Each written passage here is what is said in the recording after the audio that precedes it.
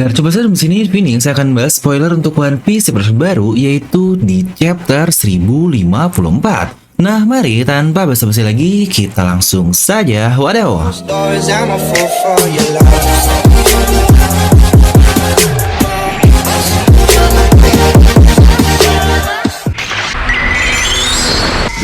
Nah, seperti biasa, sebelum lanjut video ini, lupa untuk subscribe dan juga nyalakan bel notifikasinya ya. Karena kalian tidak akan tertinggal yang bersih menarik seputar One Piece hanya di channel Devil Nomi. Pastikan sebelum kalian komen atau cuma baca judul doang, kalian tonton sampai habis agar tidak tersesat seperti Babang Zoro kita. Nah, ternyata di tengah-tengah saya sedang membuat video untuk hari ini, di mana spoiler ternyata sudah rilis secara tipis-tipis untuk chapter 1054 nanti. Yang ini jelas ya, spoilernya sudah terkonfirmasi dari Talk OP dan juga sudah terkonfirmasi oleh Redon. Jadi ini bukan spoiler aneh-aneh lah yang sering kalian lihat di waktu-waktu kemarin ya. Nah, karena spoiler ini benar-benar masih sangat singkat sekali, jadi mungkin kita akan buat beberapa tahap untuk video spoiler ini ya. Di mana chapter 1054 ini dikatakan akan berjudul Emperor of Flames atau mungkin lebih tepat disebut sebagai Entei. Ya benar, buat yang lupa, ini adalah jurus terakhir Ace saat dia beradu dengan Kurohige. Yang katanya judul dari chapter ini berhubungan tentu saja dengan Mera-Mera Nomi dan sekarang dimakan oleh Sabo. Dikatakan di chapter ini kita mendapatkan berita tentang kematian dari suatu karakter dan berita tersebut ada hubungannya dengan Sabo. Nah, tapi yang belum kita ketahui adalah apakah berita kematian ini adalah Sabo atau bukan. Lagi-lagi kita harus menunggu chapter ini untuk rilis dengan lebih lengkap untuk mengetahui apa sih berita yang dimaksud ini dan apa juga hubungannya dengan Sabo. Serta akhirnya di sini terkonfirmasi juga ya, ternyata buah iblis dari Aramaki atau Ryokugyu bukanlah Paramecia atau Zoan apapun itu, yang ternyata dia memakan buah iblis tipe Logia. Nah, bingung kan? Dia makan Logia tapi bentukannya pohon. Karena lagi-lagi seperti yang sudah dikatakan di Road to Love Tale kemarin, bahwa buah Logia ini mengambil suatu natural element dan tentu saja tanaman pohon bagian dari itu juga kan. Dan yang paling penting dari yang terpenting, minggu depan tidak libur dong. Ya iyalah, udah hiatus 1 bulan, masa masih libur lagi. Yang berarti jika kita lihat apa yang terjadi di chapter 1054 ini persis seperti yang terjadi di chapter 956 dan 957 lalu saat penutupan dari babak Wano Kuni. Kita diberitahu dulu keadaan di dunia luar seperti apa, dan itu pun terjadi di chapter 1054 ini. Nah, jadi itu adalah spoiler singkat yang bahkan sudah di-leak atau sudah dikeluarkan dari hari Minggu kemarin yang wah, ini cepat banget nih, tumben banget. Ya wajar sih orang-orang udah nunggu hiatus secara 1 bulan. Yang bisa dibilang, ini adalah termasuk momen yang sangat penting karena satu-satunya One Piece membuat hiatus kayak gini adalah di masa time skip lalu tahun 2010. Itu pun saat Luffy harus bertemu dengan krunya bukan selama 3 hari, tapi 2 tahun. Yang juga di dunia nyata kita ini benar-benar pas banget waktu pertemuan Luffy dengan krunya, yaitu benar-benar 2 tahun di real life sampai akhir September 2010. Karena kita melewati beberapa arc pada saat itu seperti Amazon Lily, Impel Down, Marineford, Flashback, ASL. Kita mendapatkan 1 bulan atau 4 minggu libur nih, persis seperti apa yang terjadi sekarang. Yang wah, buat pembaca mingguan yang udah baca dari lama pada saat itu, setidaknya waktu ngelewatin manga mingguan arc Marineford ini 4 minggu hiatus, serasa berapa tahun tuh nunggu untuk Luffy dan kawan-kawannya kembali. Bahkan saya pun baca di komenan kalian, ada yang udah suka baca mingguan sampai ke warnet dulu lah, yang wah luar biasa nih kalian semua. Jadi sedih juga bacain yang ngerasain bareng-bareng pada masa tersebut. Nah, ternyata hiatus 4 minggu itu pun kembali lagi kepada kita di tahun 2022 ini. Dan akhirnya pada merasakan lagi kan masa tersebut yang ditambah dengan adanya time skip yang sama walaupun cuma 1 minggu saja. Tapi perkataan Oda di saat awal mengumumkan akan hiatus, dia bilang saat One Piece kembali masuk, yaitu di chapter 1024, kita sudah berada di saga terakhir. Plus pesan baru juga dari Oda yang kurang lebih baru kemarin atau 2 hari lalu, dia berkata ketika dia kecil dia pernah berkata kepada dirinya ingin sekali menggambar manga dengan final stage yang itu bisa kita artikan saga terakhir lah ya, yang sangat hype sekali. Yang dari sini terlihat Oda sudah memiliki passion tersebut sejak kecil yang akhirnya benar saja dia menjadi mangaka terhebat di dunia. Yang bahkan lebih dari sekedar mangaka doang, dia menjadi penulis terhebat juga bersamaan dengan J.K. Rowling yang membuat Harry Potter. Dua penulis dengan satu judul cerita, satu orang saja, One Piece dan Harry Potter, yang berhasil membuat penjualan lebih dari 500 juta kopi. Yang ini terbanyak sepanjang sejarah. Karena mungkin untuk sisanya seperti Shakespeare, Agatha Christie itu berbagai judul ya, atau mungkin contoh seperti Superman yang ada di atas pun itu berbagai penulis juga yang menulisnya, dan yang diambilnya adalah jumlah majalahnya yang terjual dan bukan satu judul seperti One Piece atau Harry Potter. Yang lanjut, Oda pun berkata persiapan saga terakhir telah selesai dan ini memakan 25 tahun. Dan buat kalian yang membaca dari saat ini, semua hal akan tentang One Piece misteri di dunia ini. Ya, yang dimaksud di sini adalah tentang harta karun terbesar One Piece dan semua yang berhubungan dengannya. Karena sejauh cerita, kita belum banyak tahu nih tentang One Piece kecuali dari flashback Goldie Roger yang sampai ke Love Tale. Yang itu pun pada saat itu, Oda pernah memberikan komentar di akhir tahun 2019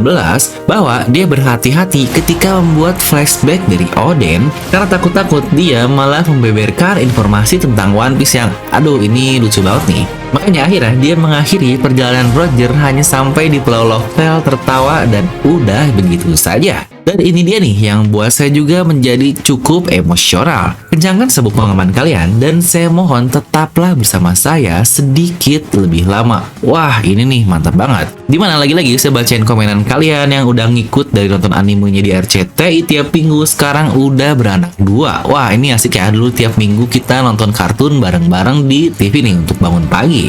Dimana serial yang udah jalan selama 25 tahun dengan masih digandrungi banyak penonton ini, itu sesuatu yang sangat sulit loh. Tapi tetap tenang ya, jangan langsung One Piece tamat nih jadi sedih banget gimana dong. Atau para attention seeker yang biasa bocil-bocil nih, elah yang gini mah paling juga selesai sampai episode 1000 nih, nggak akan tamat-tamat. Dan jika kalau kalian ingat, ini adalah saga terakhir ya, bukan arc terakhir, dan saga itu adalah kumpulan dari beberapa arc yang ada. Yang satu arc bisa makan beberapa bulan sampai 1 tahun tergantung besarnya skala. Jangan ambil saga Wano lah ya, karena ini bener-bener big arc banget yang dimulai dari 10 tahun lalu saat Torao ngajak Luffy aliansi di Pang Hazard yang akhirnya melalui Dressrosa dan lain-lain dan ke Wano Kuni. Kita ambil yang gampang saja lah, contoh dari Marineford ini pas makan waktu 2 tahun selama time skip, yang saganya sampai selesai itu juga memakan waktu yang sama di 2 tahun. Jadi tiap arc-nya seperti Amazon Lily, Impel Down, mereka tidak benar-benar makan waktu sampai 1 tahun atau 2 tahun, tapi untuk saga fullnya baru 2 tahun. Jadi kurang lebih kalau dari prediksi saya sendiri, kita akan butuh pertama nih pasca arc Wano. Karena saat ini kita masih berada di Wano Kuni. Kenapa saya bilang pasca? Karena konflik utama dari arc Wano Kuni sudah selesai, yaitu tumbangnya Orochi, Kaido, plus Big Mom. Dan pasca ini sudah masuk ke saga terakhir seperti kata-kata Oda kemarin, yang menurut saya untuk pasca dari Wano Kuni ini tidak akan terlalu panjang.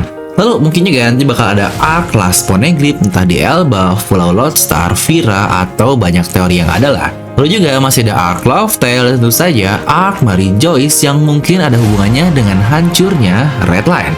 Yang kurang lebih dari prediksi saya minimal banget 3 tahun sih untuk berakhirnya saga terakhir dari One Piece ini. Yang kalau diingat-ingat, Oda pun pernah bilang 5 tahun bakal tamat di tahun 2019 akhir, yang berarti seharusnya kurang lebih beres di tahun 2024 atau 2025 awal. Tapi kita tahu kan, ada corona parah di 2020 dan 2021 yang menunda banyak sekali hal, jadi anggaplah kita ngaret 2 tahun jadi sampai 2026 atau 2027. Yang lagi-lagi jika saya simpulkan, rentangnya kurang lebih dari 3-6 tahun nih untuk saga terakhir One Piece. Kira-kira kalau menurut kalian berapa lama lagi ya untuk One Piece ini bakal tamat?